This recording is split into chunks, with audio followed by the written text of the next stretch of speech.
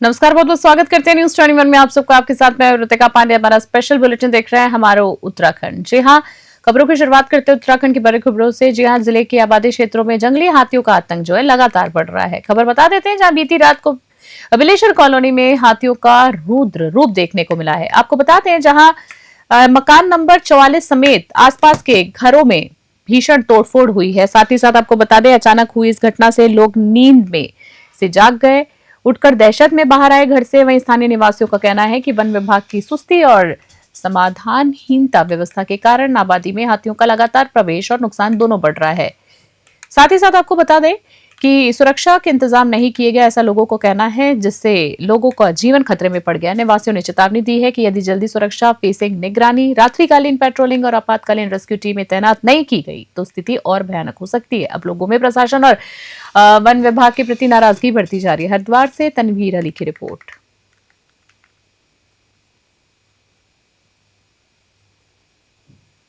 और खबर की बात करें तो दलपुरा, जी हाँ, दलपुरा स्थित दल बाबा मंदिर में राजा जगत देव की प्रतिमा खंडित होने की वजह से 10 महीने बीत जाने के बावजूद पुनर्निर्माण न होने से बुक्सा समाज में गहरा आक्रोश है। ग्रामीणों ने अपने अपने गांव में बैठ कर आरोपियों को जल्द पकड़ने और मूर्ति की स्थापना करने की मांग की। बता दें आपको, जहां 10 महीने पहले श्रद्धालुओं द्वारा पूजनीय राजा जगत देव की प्रतिमा को असामाजिक तत्वों ने खंडित कर दिया था, जिससे समाज में रोष फैला हुआ है। लेकिन अभी तक पुलिस आरोपियों को पकड़ने में नाकाम रही है। ग्रामीणों ने विधायक अरविंद पांडे से अपील की है कि मूर्ति का पुनर्निर्माण शीघ्र किया जाए।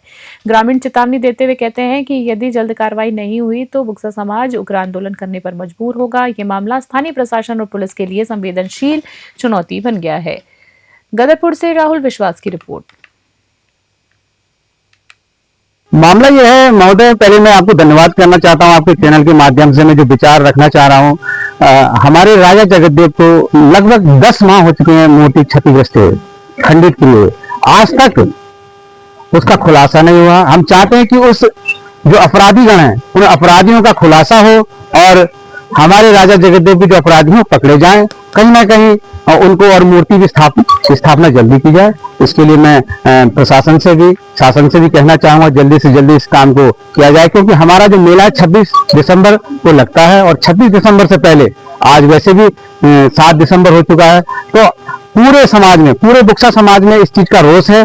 मैं आपसे अवगत कराना चाहता हूं कि अगर ये काम जल्दी से नहीं हुआ तो हमारे गांव से, सारे बुक्सा गांव से ट्रॉलियां भरकर एसएसपी, डीएम, जहां हमें जाना पड़े उसके लिए हम जाएंगे। ये शासन प्रशासन दोनों की कमी, कहीं ना कहीं उस मूर्ति को लगाने के लिए अब 14 दिसंबर को दिल्ली के रामलीला मैदान में होने वाली राहुल गांधी की वोट चोर गद्दी छोड़ रैली को लेकर कांग्रेस संगठन ने तैयारियां तेज कर दी हैं। रैली में देश भर से कांग्रेस कार्यकर्ता के शामिल होने की उम्मीद है। वह उत्तराखंड संगठन भी पूरी तरीके से सक्रिय हो गया है। रैली को सफल बनाने के लिए उत्तराखंड कांग्रेस ने सभी जिलों और प्रत्येक विधानसभा क्षेत्रों में बैठकों का दौर शुरू किया है। संगठन का लक्ष्य जो है, राज्य से अधिक संख्या में कार्यकर्ताओं को दिल्ली पहुंचाना है। वहीं बता दें आपको, इसके लिए बूथ स्तर तक कार्यकर्ताओं को सक्रिय किया जा रहा है ताकि रैली में उत्तराखंड की मजबूत भागीदारी दिखाई दे। कांग्रेस चुनाव प्रबंधन समिति के अध्यक्ष हरक सिंह रावत ने कार्यकर्ताओं के साथ बैठक कर रणनीति तैयार की है। इस रैली को भाजपा सरकार पर कांग्रेस के बड़े राजनीतिक वार के रूप में भी देखा जा रहा है और पूरा जोर भीड़ जुटाने पर है। देहरादून से मोनू राजपूत की रिपोर्ट। 14 तारीख को दिल्ली में लाल किले पर ऐतिहासिक कांग्रेस की रैली, संविधान बचाओ लोकतंत्र बचाओ की रैली है। उसके लिए हमने उत्तराखंड, क्योंकि दिल्ली के काफ़ी नज़दीक है, तो हमारी कोशिश है कि उत्तराखंड से अधिक सहभागिता इस दिल्ली की रैली में हो।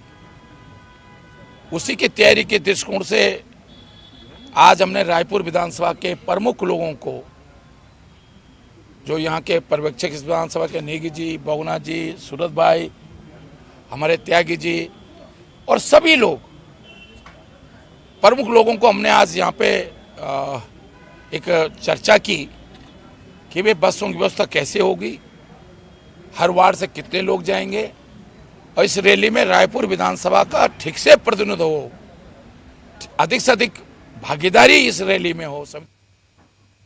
सिख समुदाय पर कथित विवादित टिप्पणी के बाद डोईवाला के माजरी घाट जी हाँ, ग्रांड चौक पर हरक सिंह रावत के खिलाफ जोरदार विरोध प्रदर्शन हुआ है। आक्रोशित लोगों ने पूर्व कैबिनेट मंत्री और कांग्रेस नेता हरक सिंह रावत का पुतला फूंककर अपने गुस्से का इजहार किया है। सिख समुदाय के लोगों ने चेतावनी दी है कि यदि हरक सिंह रावत ने सार्वजनिक तौर पर माफी नहीं मांगी तो देश भर में उग्र आंदोलन किया जाएगा। रविवार को डोईवाला में सर्व समुदाय के लोग एकत्रित होकर नारेबाजी करते हुए हरक सिंह रावत के खिलाफ अपना विरोध दर्ज कराया है उन्होंने। और पूर्व प्रधान राजकुमार राज ने कहा है कि हरक सिंह रावत ने समुदाय के समझदार अधिवक्ताओं के सामने 3 बार घड़ी दिखाकर सिख समुदाय का अपमान किया है, जो अत्यंत निंदनीय है। उन्होंने मांग की है कि रावत तुरंत सार्वजनिक माफी मांगे और कांग्रेस पार्टी को उन्हें बर्खास्त करना चाहिए। इस विरोध प्रदर्शन की राजनीतिक और सामाजिक हलकों में हलचल पैदा कर दी है इसने। वहीं बता दें, प्रशासन ने स्थिति पर नजर बनाई है। डोईवाला से आशीष यादव की रिपोर्ट। ने जो सिख कौम के प्रति 12 बजे वाला बयान दिया है, ये बहुत ही अपमानजनक शब्द है। उनको ये नहीं पता कि सिख कौम के इतिहास में 12 बजे का क्या महत्व है। और उन्होंने जानबूझकर एक ऐसे मंच पर जहां पर समझदार व्यक्ति बैठे थे, वकीलों की हड़ताल थी, उसमें 3 बार उन्होंने 12 बजे सरदार जी 12 बजे का जिक्र किया और घड़ी दिखा करके अपमान किया है। हम इसकी घोर निंदा करते हैं और हम लोग ये चाहते हैं कि ये सारा बिल्कुल मुगलों की औलाद ये है। और ये जब तक जहाँ पर गिरगिट की तरह जो रंग बदल के हर जगह जाता है और हर जगह इस तरह की बातें करता है, और आजकल इसका जो ज़्यादा ही दिमाग खराब है। हम तो ये चाहते हैं कि अगर ये हमें मिल जाए तो हम इसके गले में जूतों का हार जरूर डालेंगे। अब हरक सिंह जी के बारे में तो क्या ही बोलना है। उनका जो दिवालियापन है वो पूरे प्रदेश पूरे देश जानता है कि वो अपने उल जलूल बयानबाजी में माहिर हैं। और ये बयान जो उनका आया है ये बर्दाश्त करने लायक नहीं है। इसमें सर्व समाज के लोग को भी साथ सिख समाज के साथ मिल रहा है और बहुत हम इस बयान की बहुत निंदा करते हैं। और सभी आज तमाम यहाँ पर सर्व समाज के लोग उपस्थित हुए जिन्होंने उनका पुतला फूंका। और हम भगवान से यही प्रार्थना करते हैं कि उनको सद्बुद्धि दें, उनका दिवालियापन जो ये लगातार बढ़ता जा रहा है वो कम हो और उनको इस प्रदेश में कोई सीरियस नहीं रहे, कोई बिल्कुल भी उनकी बातों पे ध्यान न दे, क्योंकि वो मानसिक दिवालियापन हो चुके हैं। और अगली खबर देख रहे हैं। सशस्त्र सेना झंडा दिवस के पावन अवसर पर उत्तराखंड के कैबिनेट मंत्री गणेश जोशी ने पूरे प्रदेश और देशवासियों को शुभकामनाएं दी और वीर सैनिकों को श्रद्धांजलि अर्पित की है।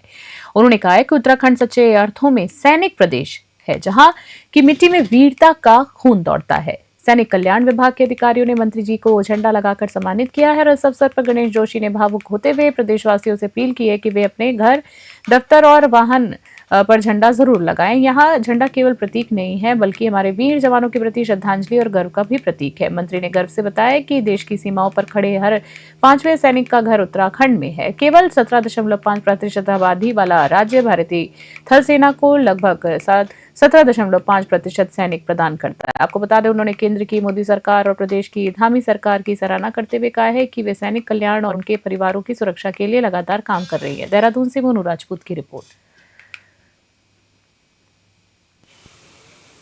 देखिए, आज झंडा दिवस के अवसर पर मैं प्रदेशवासियों को, देशवासियों को शुभकामनाएं देता हूँ। और हमारा प्रदेश एक सैनिक बहुल प्रदेश है। चाहे विजय दिवस हो, चाहे शौर्य दिवस हो, चाहे झंडा दिवस हो, चाहे आर्मी डे हो, हम सब इसको मिलजुल कर मनाते हैं, क्योंकि सैनिकों का सम्मान करना हर देशवासी का कर्तव्य है। आज हमारे सैनिक कल्याण के लोग यहाँ पर आए थे, उन्होंने मुझे झंडा लगाया, तो इस अवसर पर मैं उनको भी शुभकामनाएं देता हूँ, बधाई देता हूँ। और ये निर्णय करना चाहता हूँ कि आप सब लोग भी इस अवसर पर झंडा जरूर लगाएं, क्योंकि ये हमारे लिए एक गौरव की बात है कि आज देश की सीमा पर रक्षा करने वाला हर 5वां सैनिक उत्तराखंड से होता है। देश की सेना का 17.5% की पूर्ति हमारा छोटा राज्य करता है। और चाहे हमारी दिल्ली की सरकार हो, चाहे प्रदेश की धामी सरकार हो, लगातार सैनिकों के कल्याण के लिए हम काम कर रहे हैं। इस अवसर पर मैं एक बार फिर झंडा दिवस की शुभकामनाएं देता हूँ, बधाई देता हूँ। लड़कों में सर्दियों के मौसम में कोहरे का फायदा उठाकर जंगलों से लकड़ी काटने वाले वन तस्करों के खिलाफ टंडा रेंज के वन विभाग टीम ने बड़ी कार्रवाई की है। मिशन अंकुश के तहत अलग अलग जगहों से खैर और सागौन से लदे 6 वाहनों को पकड़ा गया है। बता दें, इस दौरान आधा दर्जन से अधिक वन तस्करों को गिरफ्तार कर जेल भेज दिया गया है। वन क्षेत्राधिकारी रूपनारायण गौतम ने बताया कि सर्दियों में तस्कर सक्रिय हो जाते हैं और कोहरे का फायदा उठाकर अवैध रूप से लकड़ी तस्करी करते हैं। पकड़ी गई लकड़ी की कीमत लगभग 10 लाख रुपए है। वहीं वन विभाग ने सभी आरोपियों के खिलाफ मुकदमा दर्ज किया है और फरार अन्य तस्करों की धरपकड़ के लिए दबिश शुरू कर दी है।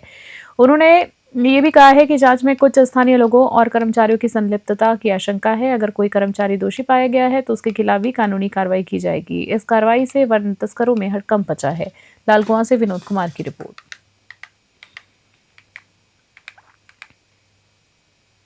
अपराधियों की धरपकड़ के लिए जो हमारा ऑपरेशन चल रहा है अंकुश, उसके तहत हमारे द्वारा नवंबर में 2 कैंटर, 2 टाटा 407 और 1 स्कॉर्पियो और 1 मारुति सुजुकी, इतने वाहन सीज किया है, जिसमें सभी में खैर था।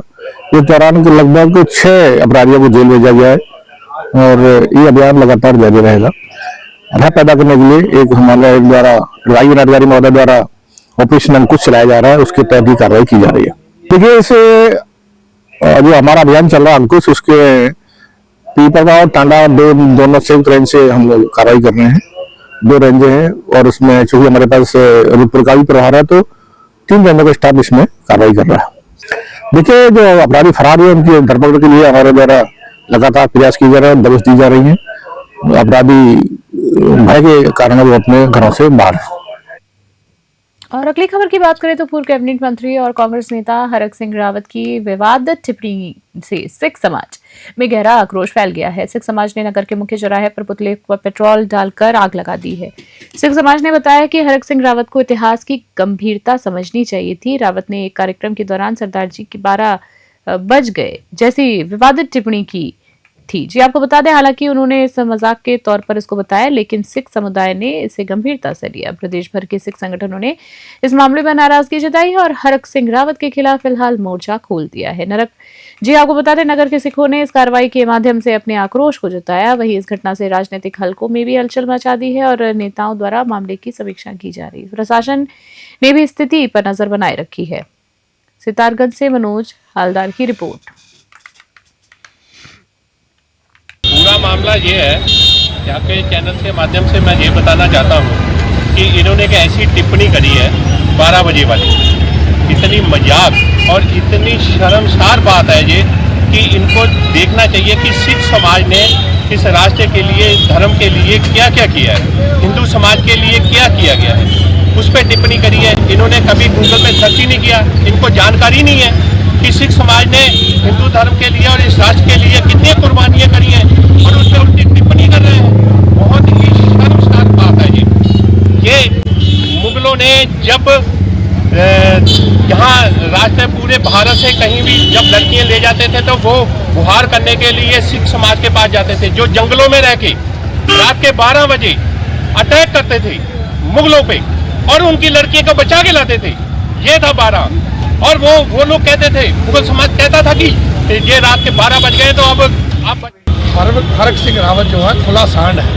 कांग्रेस ने खुला सांड छोड़ रखा है। वो कभी किसी को टक्कर मारता है, कभी किसी को टक्कर मार के घायल करता है। पहले वो हरक सिंह रावत अपने नेताओं को, हरीश रावत को टक्कर मार रहा था, रंजीत रावत को टक्कर मार रहा था। उसके बाद उधर से हटा तो हमारे मुख्यमंत्री जी को टक्कर मारने लग गया, हमारे पूर्व मुख्यमंत्री को टक्कर मारने लग गया। उसको ये नहीं पता कि मैं जिसको टक्कर मार रहा है उनकी कुर्बानी क्या है। देखो, सिख समाज के साथ कांग्रेस ने 1984 से लेकर आज तक क्या करा, किसी से छिपा हुआ नहीं है। हम लोग तो यही झेलते आ रहे हैं। हमारे जो गुरुओं ने जो कुर्बानी दी है उनके तो ये जूती जैसा भी नहीं है जिनके लिए ये चीज़ें बोल रहा है कि 12 बज गए। इसको 12 बजे का इतिहास का नहीं पता। पहले गूगल पर सर्च करें।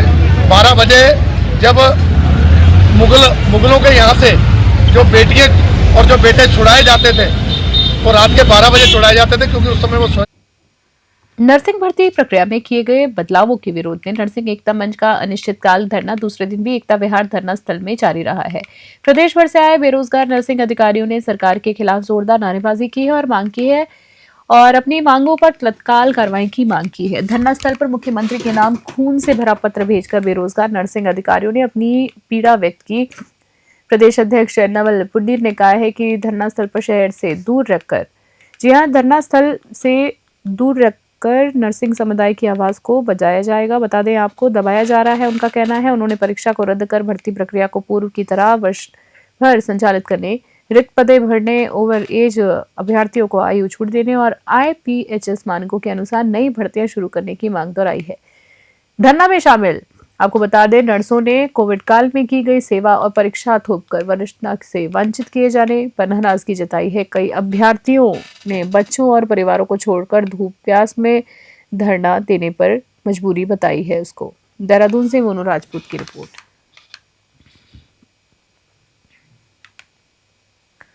और अगली खबर देख रहे हैं जी, आपको बता दें, जहां माजरी ग्रांट स्थित मानस इंटरनेशनल स्कूल में वार्षिक उत्सव सौगात बड़े ही हर्षोल्लास के साथ आयोजित किया गया है। कार्यक्रम का शुभारंभ सरस्वती वंदना और दीप प्रज्वलन के साथ हुआ है। समारोह में छात्र छात्राओं ने भारतीय संस्कृति और विभिन्न प्रदेशों के लोक नृत्य प्रस्तुत किए हैं। जीवन में सफलता के मंत्र, स्वास्थ्य और योग पर आधारित प्रस्तुतियों ने दर्शकों को प्रेरित किया। नन्हे मुन्ने छात्रों के स्वागत गीत और माता पिता के प्रति आभार व्यक्त करने वाले गीतों के साथ डिस्को डांस भी सबने किया। सभी का मन मोह लिया गया। आपको बता दें, भरतनाट्यम, मराठी और पंजाबी, भांगड़ा तथा देशभक्ति के गीतों की प्रस्तुति ने उत्सव का आनंद और ज्यादा बढ़ा दिया। मुख्य अतिथि मुरारी लाल अग्रवाल ने विद्यार्थियों को लगन और मेहनत के साथ पढ़ाई करने की प्रेरणा दी। उन्होंने कहा है कि छात्रों को पढ़ाई के साथ साथ खेलकूद और सामाजिक गतिविधियों में भी सक्रिय भागीदारी करनी चाहिए। डोईवाला से आशीष यादव की रिपोर्ट।